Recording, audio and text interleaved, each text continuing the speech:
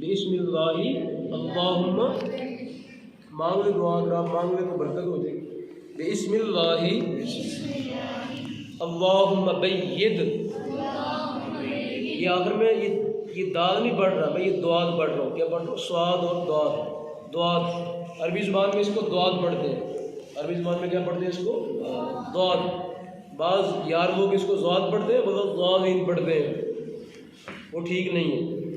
ये अरब की मैं ज़ुबान बोल रहा हूँ, जो अरब के अंदर मुस्तअमल है। आज भी आप अरब के अंदर जाएँ, अरब वालों से पूछें, क्योंकि ज़ुबान ये अरबी है ना, तो अपनी ज़ुबान की वजाहत कौन करेगा? पंजाबी बंदा ज़ुबान की वजाहत करेगा या अरबी अपनी ज़ुबान की क्या करेगा?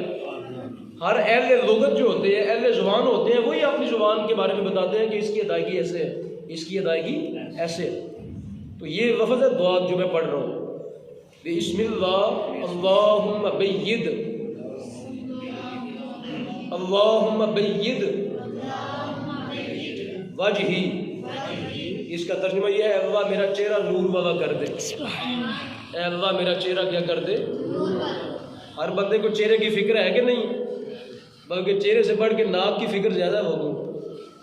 ये ऊंचा रहना चाहिए, छोटा नहीं होना चाहिए। चाहे कर्जा चढ़ जाए इस पर, चाहे इस नाक पे सूद ही चढ़ जाए, चाहे इस नाक जो है ना, इस नाक के ऊपर जो है वो अनानियत का बोती बैठ जाए आगे, इसको ऊंचा रहना चाहिए। हर बंदे को नाक की फिक्र है, इसको ऊंचा रहना चाहिए।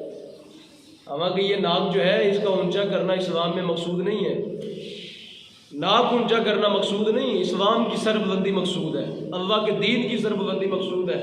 बंदे का झुक जाने के अंदर, बंदा झुक जाता है तो सरकार की हदीस है, फरमाया मन तवाज़ा लिल्लाह फ़क़द रफ़अहु अल्लाह। फरमाया जो झुक जाता है अल्लाह उसको ऊपर उठा देता है।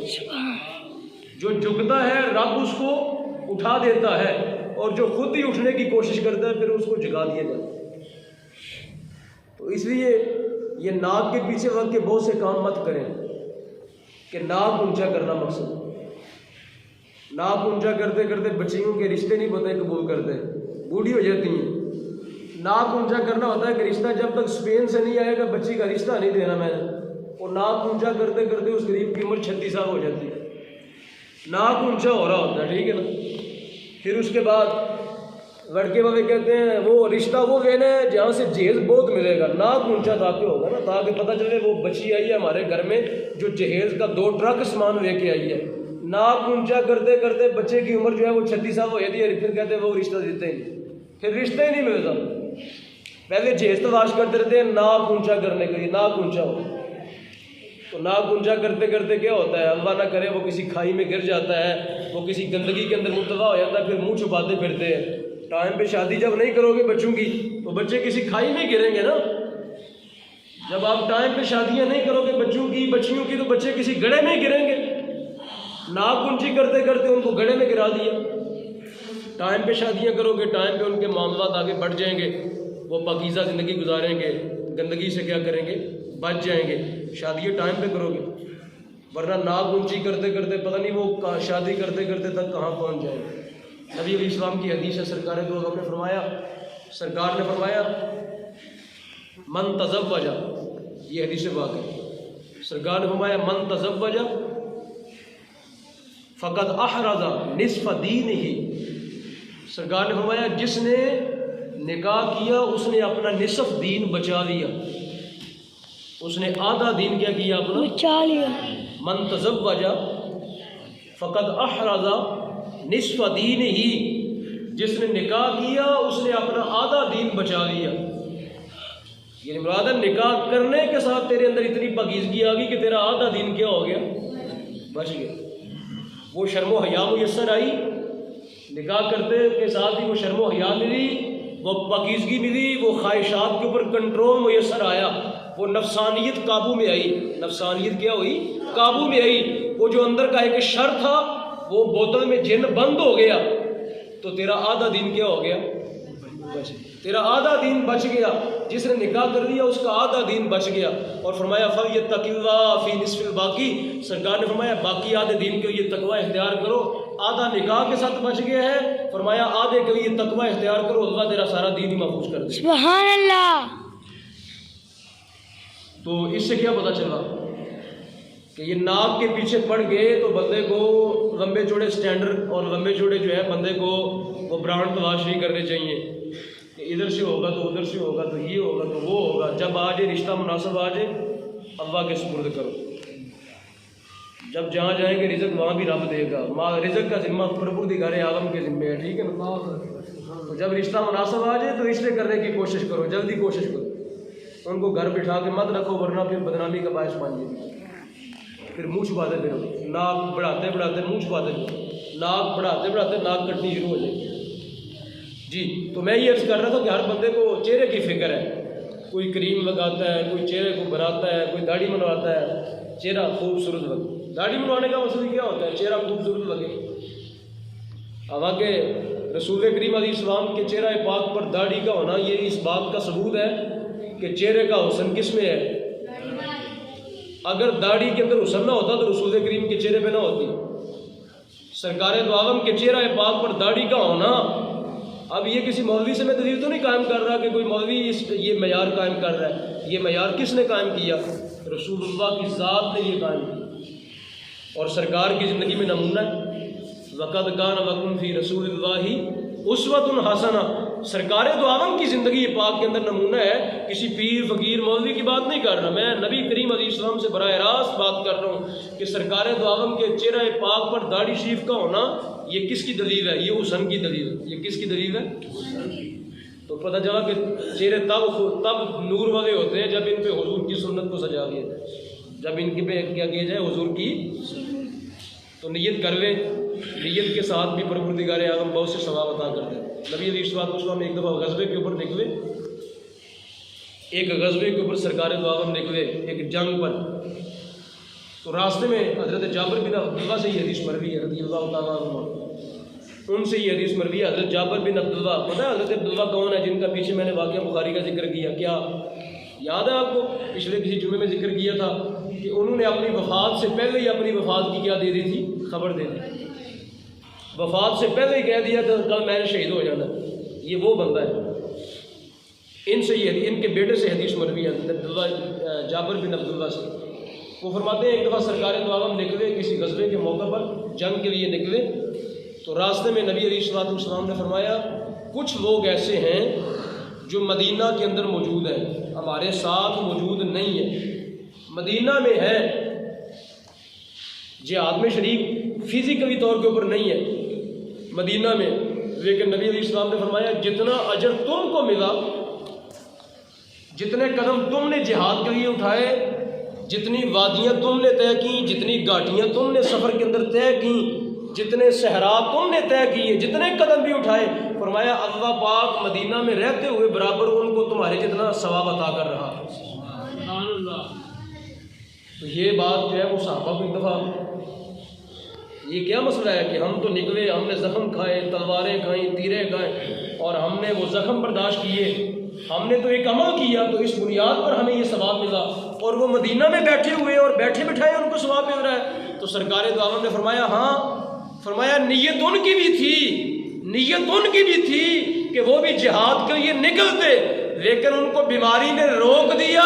तो फरमाया नीयत की बुनियाद पर अल्लाह ने उनको अजर अता फरमाया। सुभान अल्लाह। तो इसलिए मैंने ये हदीस आपके सामने में नीयत कर लें कि हम भी अपने चेहरों पे सरकार दो आलम की क्या करेंगे? सुन्नत को सजा देंगे इंशाअल्लाह अज़ीज़। नीयत फरमा लें, पता नहीं कब किसको मौत आ जाए, तो आपकी नीयत के अंदर ये चीज़ शामिल होगी। तो सरकार दो आलम की एक दूसरी हदीस है, नबी अलैहिस्सलाम ने फरमाया बंदा मोमिन कोई नीयत करता है किसी काम की, अच्छे काम की, बंदा मोमिन किसी अच्छे काम की नीयत करता है, फिर वो कर नहीं पाता, फिर उसको नीयत कर लेता है खुलूस नीयत के साथ। क्योंकि आप जो है जो नीयत करेंगे, नीयत का ताल्लुक किसके साथ है? बराह रास्त दिल के साथ। आपके दिल में इस वक्त क्या क्या नीयतें हैं मैं जानता हूँ? नहीं जानता। आप जानते हैं मेरे बारे में? नहीं जानते। अल्लाह की ज़ात जानती है, क्योंकि ये मामला दिल का है और दिल के ऊपर जो है वो कुदरत किसको हासिल है? रब्बुल आलमीन को। तो सरकार दो आलम ने फरमाया एक बंदा मोमिन जो है वो नीयत अच्छे काम की करता है लेकिन कर नहीं पाता, तो फरमाया इस नीयत पे अल्लाह उसको एक गुना नहीं, फरमाया 700 गुना तक नेकियां अता फरमाते। और दूसरी तरफ फरमाया नबी अलैहिस्सलाम ने फरमाया एक बंदा है जिसने एक बंदा है जिसने बुराई का इरादा किया, किसका इरादा किया, फिर उसको खुदा का खौफ आ गया, नहीं नहीं मैंने ये काम नहीं करना, इरादा कर दिया, इरादा किया था कि ये काम करना है मैंने, फिर कोई यहाँ से कोई बात सुन ली, कोई कुरान की आयत सुन ली, कोई वाक़या सुन लिया, कोई उसने वाक़या पढ़ लिया, कोई जुमे के खुतबे में आ गया, किसी आलिम दीन की तकरीर सुन ली, कोई एक वजह हुई कि उसने कहा नहीं नहीं मैंने ये काम नहीं करना, मैंने ये काम पहले करने का इरादा कर दिया था। तो सरकार फरमाते हैं इस पर भी अल्लाह पाक अपने फरिश्तों को कहता है इसको कामिल नेकी अता फरमा दो, सुभान अल्लाह, क्योंकि ये बुराई से रुक गया है, ये बुराई से क्या हो गया है, करने का इरादा कर लिया था लेकिन मेरे खौफ से ये बुराई से रुक गया है, फरमाया अब भी इसको एक कामिल नेकी अता फरमा दो। आप अंदाजा कर सकते हैं मोमिन के हर काम में खैर है, मोमिन के हर काम में क्या है, मोमिन काम करने का इरादा करे, कर नहीं सका, फरमाया 700 गुना तक इसका सवाब लिख दो। मोमिन ने बुरा करने का इरादा किया, करने से बाद आ गया, फरमाया तब भी इसको कामिल नेकी अता फरमा दो, क्योंकि मेरे खौफ ने इसको रोक दिया, क्योंकि मेरे खौफ ने क्या किया, इसको रोक दिया। तो सामने मोहतरम इसलिए मैं ये अर्ज कर रहा हूँ कि आप नीयत फरमावें, आप नियतें कर लें, जितनी भी अच्छी चीज़ें सुनते हैं ना, आप दिल में इरादा कर लें कि या अल्लाह ये काम मैंने करना। अब वक़्त के साथ साथ अल्लाह पाक वो काम की तौफीक आपको अता फरमाते हैं जी। तो ये बात यहाँ से शुरू हुई, अल्लाहुम्मा बय्यिद, अल्लाहुम्मा ए अल्लाह मेरा चेहरा नूर वाला कर दे, ए अल्लाह मेरा चेहरा क्या कर दे। हमारे माशरे की एक जो है ना वो अच्छाई कह रहे हैं या क्या, उसको क्या कह रहे हैं, आप जो भी उसको नाम देना चाहें, जब कोई बंदा मर जाता है तो लोग उसका चेहरा देखते हैं ना जी, और कई बंदे बड़े गौर से देखते हैं, क्योंकि बाद में उन्हें तबसरा करना होता है, बाद में क्या करना होता है उन्हें, क्योंकि हमारे माशरे की कोई रिवाज है ना, ऐसे चाहे अच्छे हैं बुरे हैं जो भी कह रहे हैं उनको, वो बड़े गौर से देखते हैं और बाद में साथ ही इधर हो कहते हैं चेहरा अल्लाह माफ़, कहते हैं बिगड़ गया, कहते हैं बिगड़ गया, चेहरा जो है वो नूर वाला नहीं है, ऐसा होता है नहीं, ऐसा करते हैं हमारे माशरे के अंदर। तो गोया पता चला कि दुनिया में तो आप अपने चेहरे की जो है ना वो अच्छाई बुराई छुपा देते हैं क्रीम मशीन लगा के, मरने के बाद तो हर चीज़ क्या हो जाती है, वजाहत हो जाती है। असल चेहरे की जो है ना वो नुमाइश या असल चेहरे का देखना, ये पहचानना बुझाना वो कब है, जब तू बेहिस्सो हरकत पड़ा होगा, जब तू ऐसे पड़ा होगा ना उस वक्त तुझे कोई जो है ना वो क्रीम लगाने का जो है ना वो टाइम है, ना तेरे पास उस वक्त सकत है, ताकत है, जब तू बिल्कुल ऐसे पड़ा होगा और सारा ज़माना तेरा चेहरा घूम फिर के क्या कर रहा होगा, देख रहा होगा, उस वक्त तेरे चेहरे की जो है ना वो लोग तबसरा करेंगे। तो तू क्यों नहीं करता ज़िंदगी के अंदर वुज़ू कर, और वुज़ू करने के साथ ही अल्लाह से कह अल्लाहुम्मा बय्यिद वजही, ए अल्लाह मेरा चेहरा अब भी और मरने के बाद भी नूर वाला कर देना। अब से दुआएं मांगनी शुरू कर देना, अब से अल्लाह से मांगना शुरू कर दे कि या अल्लाह मरने के बाद मेरे चेहरे की कोई ऐसी बुराई ज़ाहिर न करना कि लोग तबसरे करते फिरें कि भाई ये पता नहीं क्या दुनिया से कर भी गए। तो रब से अब मांगना शुरू कर दे, अब वक़्त है ना, अब वक़्त है, ज़िंदा है, तबिंदा है, अब तंदुरुस्त है, अब वुज़ू करने की सलाहियत है, ताकत है, मस्जिद में आके पैर हैं, चल के आ सकता है। अब घर में ना बैठ, और घर में जिनके बेटे जवान बालिग जिनके मर्द बैठे हैं वो बीबियाँ भी उनको घर से निकालें, वो कहें जाओ जुमा पढ़ना, खुदा करिए जुमा पढ़ो ना, हमारे घर में नौसत पैदा करो, जब तुम जुमा नहीं पढ़ोगे तो पूरा घर में नौस हो जाएगा। तो ख़वातीन भी जो है अपने खामदू को घरों से निकालें, अपने बेटों को निकालें, उन्हें कहें जाओ मस्जिदों के अंदर जाके अल्लाह के हुजूर सजदा करके आओ, ताकि हमारे घरों में बरकत आए। तो वुज़ू करने के साथ ही दुआ करो अल्लाहुम्मा बय्यिद वजही, ए अल्लाह मेरा चेहरा क्या कर दे, नूर वाला कर दे, ए अल्लाह मेरा चेहरा क्या कर दे, नूर वाला कर दे। कब